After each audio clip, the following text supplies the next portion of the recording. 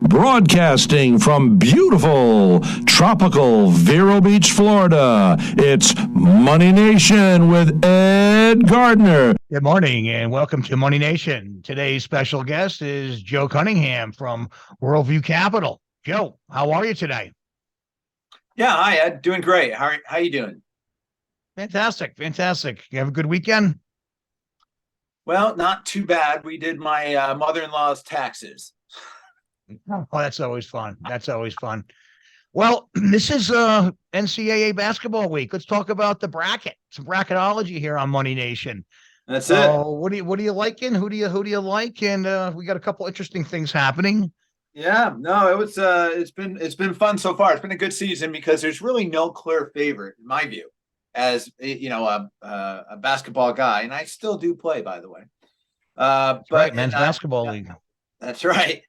Up your way, Albany's hosting a few games, and I have to go sentimental favorite here with my Kent State Golden Flashes. My daughter went to Kent State, so I feel obligated to destroy my bracket right off the bat with that game against. That's a big Indiana. call. So you're going to go Kent State versus Indiana, and you're taking Kent State over Kent the State. Hoosiers. Yeah, versus Indiana, okay, and then being an upstate boy, I feel I should go with Colgate over Texas, but I've watched Texas play. I haven't seen Colgate play, and Texas is really good. They could win it all. They're number 2 seed. So I'm gonna go with Texas on that one, but I got to take Kent State or my daughter would be. Do you see who's missing? It's the Syracuse Orange. No upstate Syracuse Orange this year. Wow. They looked okay at times this year. They played Miami tight one game I watched. It was down to the last couple points, and Miami actually is in the same bracket as your Kent State.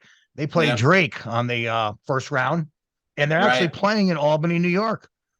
Both those games are in upstate New York for the I think that's the Midwest bracket. Yeah. And then we got my one of my favorites, Penn State, number 10 seed versus Texas A&M. That's a tough one to take too. Texas A&M was pretty good this year. Texas is a good club, and Penn State was pretty gritty in the Big Ten tournament here. I mean, so they were getting it done, and that will be a good game. That would be one you want to watch. Who are you going for overall? Who's going to be your favorite overall? Well, I like I've watched Kansas, and they really move the ball well, and it's a whole new team. There's 5 new starters on Kansas, which I find compelling that they can come together and coalesce right away as a team and make it as number 1 seed. But I would like to see Texas give it a go. I've got some sentimental favorites in here, and it's like stock. You can't marry these schools.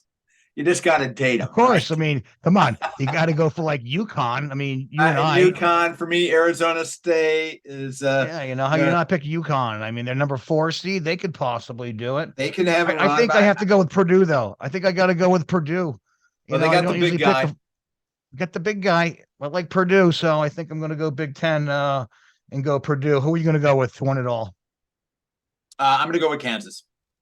Kansas. Okay, we got Kansas and we got Purdue. So let's revisit this at the end of the month. Exactly. All right. So, Joe, busy week, busy weekend. Definitely. We can wait for Silicon Valley Bank, but why don't we talk about China? What's going on with Z? Well, yeah, no, and we'll get into it a little bit here, but so our boy Xi has been confirmed, lack of a better word, as the for his 3rd term, which is unprecedented in the post-Mao era of China. So he, what will be interesting to see is how they pivot to revitalize the economy, and that's where I get a little bit excited globally for the capital markets. She has appointed this guy named Li, Li, as a premier, and he is his portfolio will namely be the economy. He is out of the same province that Shanghai is in, and he was shepherding Shanghai through a pretty good period of economic expansion, trade relations, growth, had a good reputation. Then COVID hit, and it all kind of went sideways for China. So they're trying to come out of this with some vigor. And I think and that's one of the reasons, Ed, that I'm really quite bullish globally on where we're going. Are we on the cusp of something really, truly dramatic, noteworthy, a super cycle of sorts that sees trade again coalescing, cross-border flows picking up, supply chain issues resolving themselves, and the economy starting to move its collective self forward.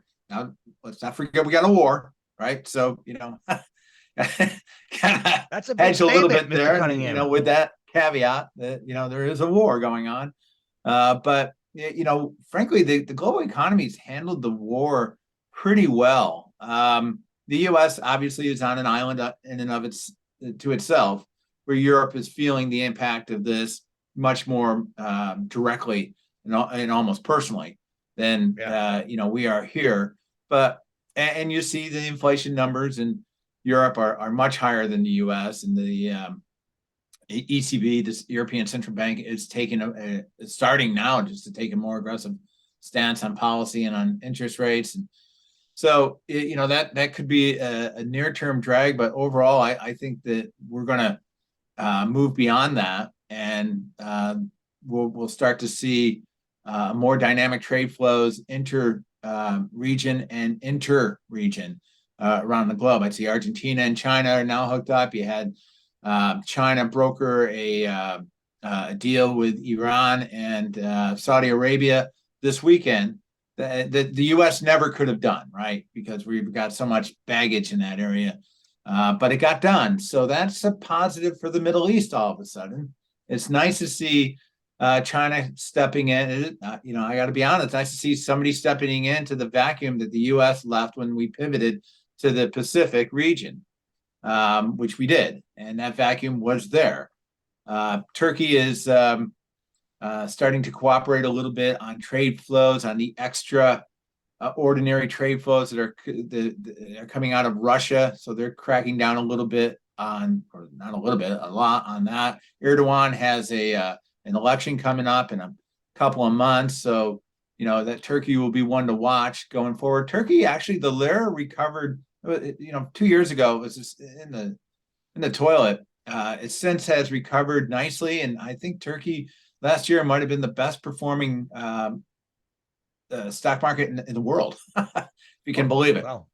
Yeah, right. I mean, and now they had the earthquake, and there's going to be a ton of aid money coming in for that. And so those are all positive. Believe it or not, a natural disaster can be an economic positive because of trade flows that result from. We've seen that before.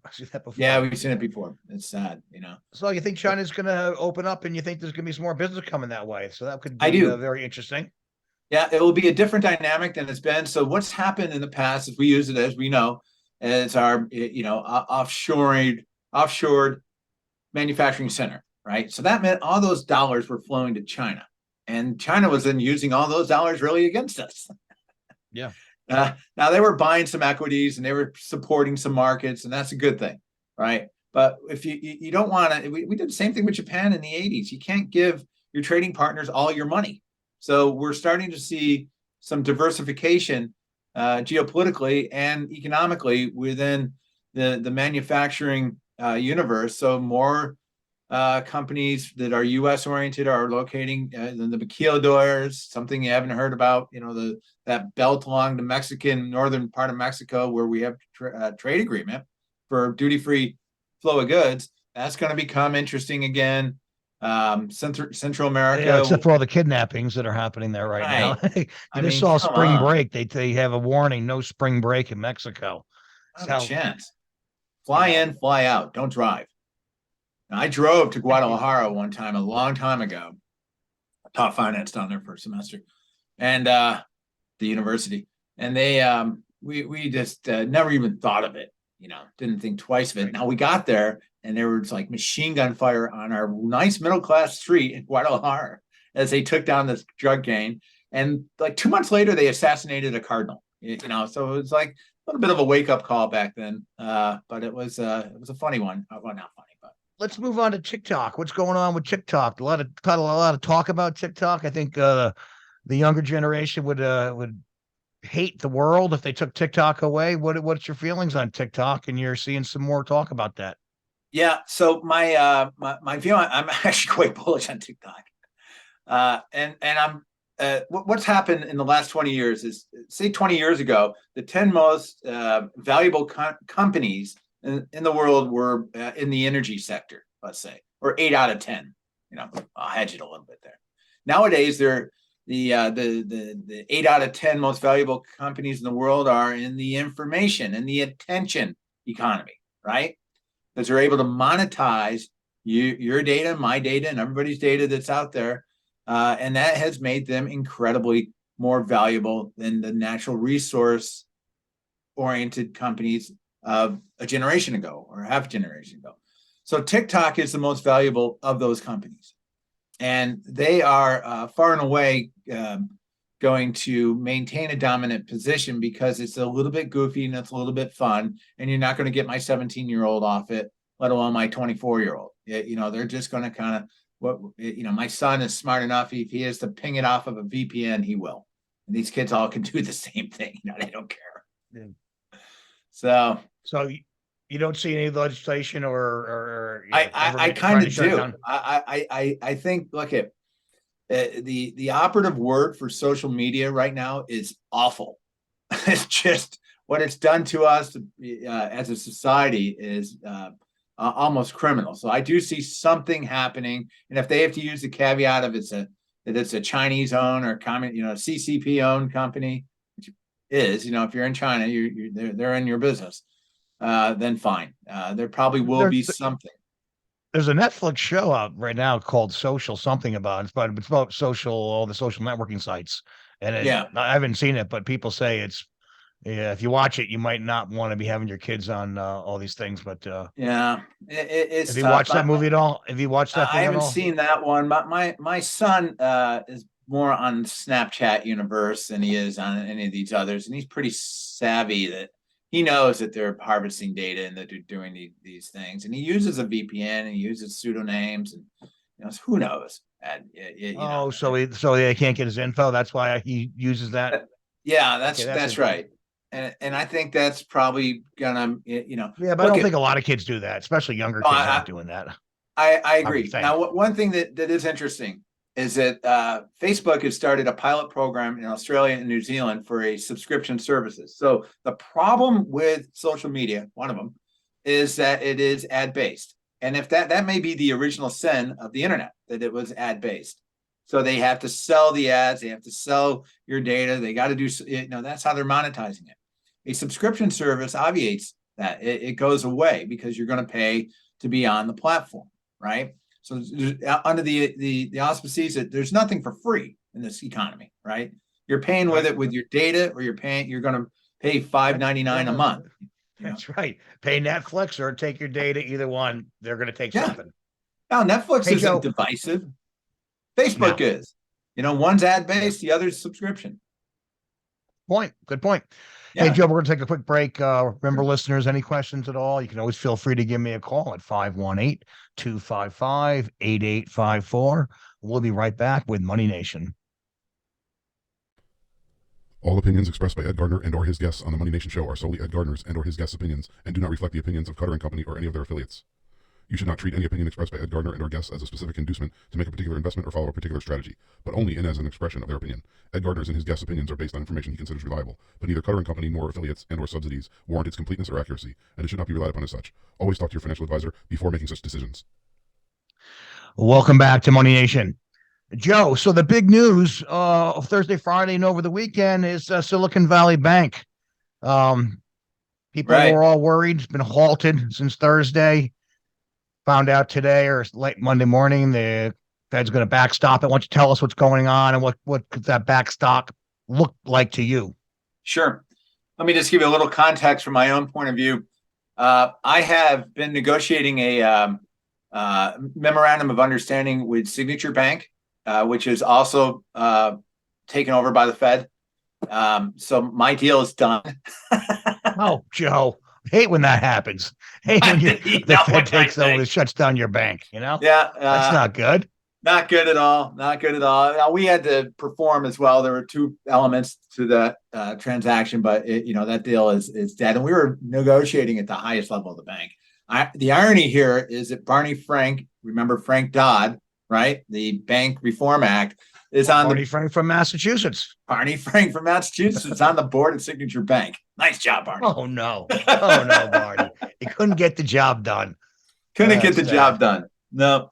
So what happened here is people were concerned for the liquidity profile of through an equity research firm, a report, and there was money that was coming out of Silicon Valley Bank, right, and Signature Bank. So what happens is if there's it's not a run would be too strong of a word, but if you're having a liquidity issue at your bank, you're holding a bunch of different securities. And we talked about this, that they've got treasuries and they've got, in the case of Silicon Valley Bank, they've got the mortgage-backed securities rearing their ugly head again. So bond markets are funny. When the yield is going up, as it has been recently, as the Fed has been raising rates, right? So the Fed has kind of caused this one themselves. And we can go back and look at, is it inflation as a monetary concept, or is it inflation as a supply chain concept? And I would argue it's a supply chain concept this time around, and we don't need to be raising rates quite the way we've been doing it. But okay, we are where we are. So what happens then is the Silicon Valley Bank has to sell off some of its securities to meet the liquidity demands from its depositors. And when interest rates are up, so let's say they're holding treasuries, just as an example, and the treasury, the current, we call it on the run treasury, is yielding 5%, right? But they have been buying bonds that had an on the run coupon of let's say 2%, right? So that 2% bond is worth much less than the 5% bond on a current yield basis, but also on a discounted basis to the price, right? So bonds will go off at 100, right? That's par value. In this case, let's say that 2% is trading at 87 cents to make up the difference in yield, because there's a whole bond calculator we have called a Monroe calculator for kids at home. There's a whole yield equation that we computate, and that will even out the price of it. So what the Fed has done is said, okay, we're going to backstop all of the depositors by allowing the SPV, as we liquidate them, we're going to recognize the par value of those bonds, even if they're underwater, right? Even if they're at 87 cents. And that will enable the Treasury will then take that hit. And that's just an accounting error or an accounting entry on their balance sheet. The Treasury will take that hit and not the depositors. Now, all the equity is wiped out for sure. Those guys have all lost their money. They're done. The owners of the bank, they're done.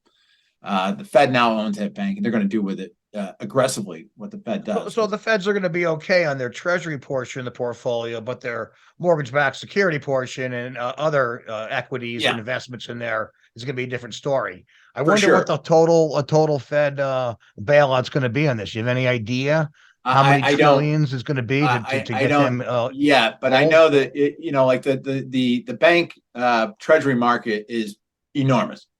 Many trillions, $5, $6, $8 trillion these banks are holding. It's a ton of dough. So Silicon Valley Bank, I think, would been an exception in that they had a large position in mortgage-backed securities.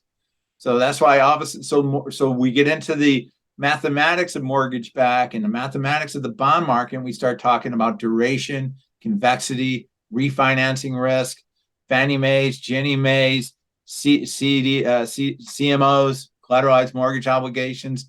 We're like, it's 2008 all over again for this one. It's it's not 2008. This one's going to be interest rate in a higher interest rate environment. Those mortgage backs are toxic, and they go down in value when the rates go up. And if these guys had 40% versus I think the average of the 180 biggest banks in the country of like 14%, maybe mortgage backs of these banks. Right. These guys are over 40. That was bad management. That was bad choices. Yeah, that's right. So what happens is the lower part of in the mortgage-backed market, part of the construction of these portfolios assumes a certain amount of refinancing risk, right? So if interest rates stay down, a certain number of that portfolio are going to refinance. And in this case, with interest rates going up, the number of refinancings assumptions that were made when these were put together is no longer holds.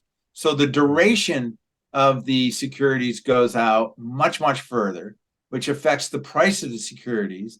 And the whole thing gets upside down very quickly. And I'm sure that those guys in the treasury management function at Silicon Valley Bank or Signature Bank were probably good guys doing a good job. They just never had been through this. We've been through it. They never seen it. And then all of a sudden they're that portfolio, like in that movie Margin Call, if you ever watch that, it's a very good movie. They get upside down very quickly. And the next thing you know, your entire balance sheet's underwater. Saw Republic Bank down 70% earlier today. Wonder if they'll be able to pull themselves out of it, or are they going to be another? I think Republic's probably going to be okay, but if it goes down, if it really takes that hit on the equity side, then your equity as collateral isn't worth what it needs to be worth. So one of the ETFs I track is the ticker is KRE, and it's a regional banking ETF. So if your listeners want to see what's going on in that market, they can track that ETF. What's that? I imagine it's down today, but how much is it down? 12%. Down 12%. Okay. Yeah, so. Well, it could have been a lot worse. That's right. And the more we got into and kind of the middle part of the last decade is like, how can you short? And there are short ETFs out there. I mean, for if you're as a hedge in your portfolio, and we've talked about this before, Ed. I mean, this is a stock picker's market largely, although we may see a surge in across the board here. But the S&P valuations, the PE for the S&P is still at pretty high rates, right? I mean, the overall the market is pretty pricey, even at these levels. So we're going to be a little bit careful in that. But the point to your listeners is there are ways to hedge a more traditional portfolio, stock portfolio, even bond portfolio. No doubt. Let's talk a little more sports here. You tell me about the NIL deal you guys are trying to work on. This is great. And your listeners in the great state of Florida will love this because it's give them a chance to get in on the action. So what we're doing is we're using the NIL money, which is name, image, and likeness, right, for college sports, and that is how the colleges get these kids to come to their university, by offering them money, right? So how do you raise the money? You go out to your alumni, your rich alumni, and you tell them, I need this or I need that. And sometimes they can accommodate. Maybe they sold a business. They can give you $200,000, $2 million, whatever. But that pool is only so deep. So what we're doing is we created a new market for the NIL images using NFTs. All right. So just keep your 3-letter acronym straight here. The NFT market is that crazy market of apes, the great ape smoking dope on a yacht sort of thing, right? No utility at all. So what we're doing is giving it some utility by using the images of these college kids. Say you're a quarterback at Florida State. We take your picture. We do a little razzmatazz. We mint, that's the operative word, mint an NFT for you. It gets auctioned off to that collective pool. It's like a digital football card, basically. It's a digital football card. That's exactly right. Thank you. Okay. And that card for us, so every time that card trades, there's value created. So initially, when it's minted, say we get 10%, the school gets 90%, right? And that goes to the kid. Now, every time it trades for perpetuity, we get that 10%. And the funny thing was, to come up with the concept, I was with one of my co-founders, and we looked at the Trump trading cards, which, quite frankly, were a little bit ridiculous. We're like, what are these things? I never knew the Superman. Such a thing. Yeah, it's weird. They're lasers NFTs coming out of his eyes. But we got onto, there's a site called OpenSeas where you can go on, you can see how these things trade. And the girl I was with, she's an expert. And Trump made a ton of dough. Now, I'm not saying, I don't know who bought those things, but we're looking at going, hey, that's a good idea. Where could we apply this next? Is that what you said he made? They still go up, or the price has gone down? Is there I haven't checked lately, but I know that there were some of those cards that when they were minted went for $1 million, and then they traded for 100,000. Look, that NFT market is bigger than people realize. If I went on right now, because we got a site that monitors all this stuff, if I went on right now, I bet you there'd be close to 300,000 people worldwide trading NFTs right now, 24/7. Amazing. That's unbelievable. And these are Bored Apes. So what our value proposition is that you take a collective community, like say the Florida State football community, right?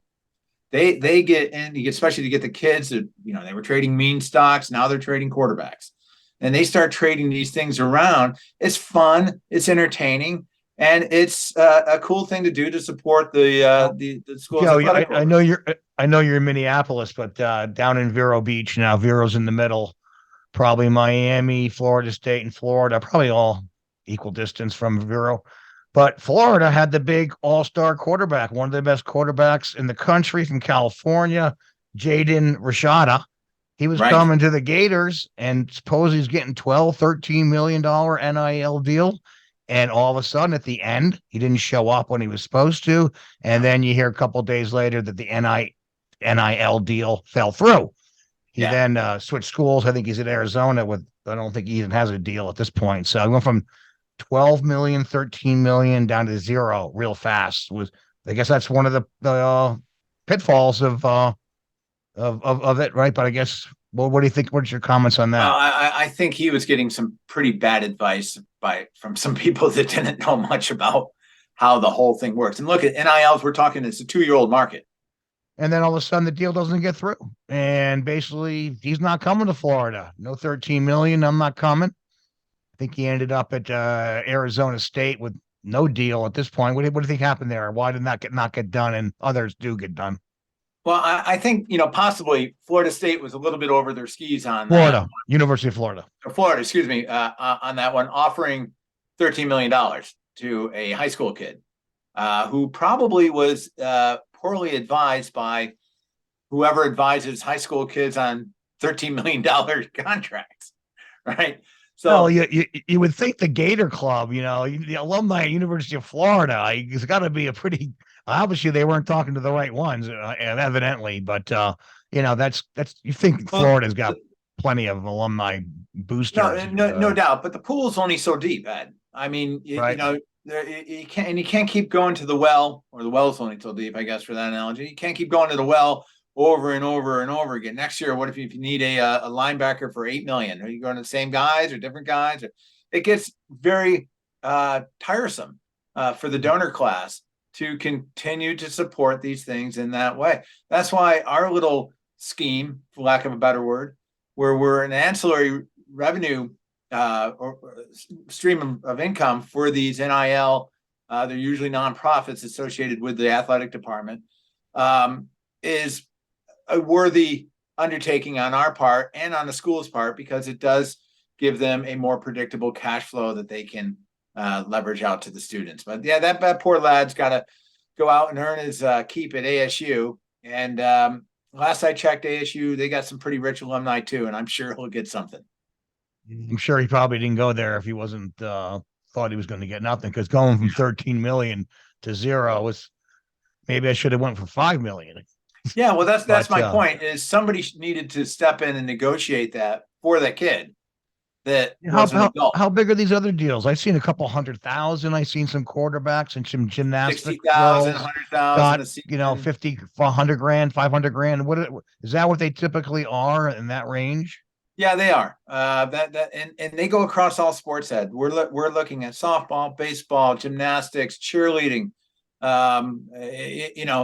Anything we can put our little razzmatazz to on an NFT, we can auction that off. And the schools are enthusiastic about it. The cheerleading squads go out. We want people to open up wallets and that kind of thing. And this gives genuine utility to the NFT market where none has existed before. I mean, let me ask you this. The previous NIL deals, are they with NFTs? Or are they just completely different? Are they just different upfront money, money. For just cash given to them? Yeah, well, and they can use their image and likeness though. So they can, a lot of them is, come out and do a talk at my company or come to my car dealership or, so we sign some autographs. Yeah, exactly. We offer experiences as well, whereby if you pay a little bit more for the original minted NFT, then maybe you get to have lunch with the player, or go on a an event with them, or go to practice and get some balls thrown to you, or some, just something, anything to add a little bit of value to there. Are all these in just the university, or you got any NIL deals? Excellent for question. people not in university? Let's say like Michaela Schifrin, best skier in the world all time. Or I don't know, radio hosts in South Florida. I'd say that would be great. I'd like Ed Gardner NFT go collection. Joe. Go Joe, go. Now, like Michaela Schifrin, could she get one? She's absolutely. 100%. We're looking at right now Broadway shows. We're and across the entertainment industry, all these platforms, whether it be movies or like last night, or you had the Academy Awards the other night, and it could be the Premiership in the UK, the NFL. The market is wide open for this, and this is, I believe, really very sincerely, that this will give utility to the NFT market where it doesn't exist today, because it just doesn't. Good point, Joe. I'm going to see you next week. We got to take off here. Good talking to you. Have a nice week here. Listeners, any questions at all, you can always feel free to give me a call, 518-255-8854. And if you want to listen to any old interviews, you can just go to YouTube and just type in Money Nation. Have a great day. Thanks. Thanks, Ed.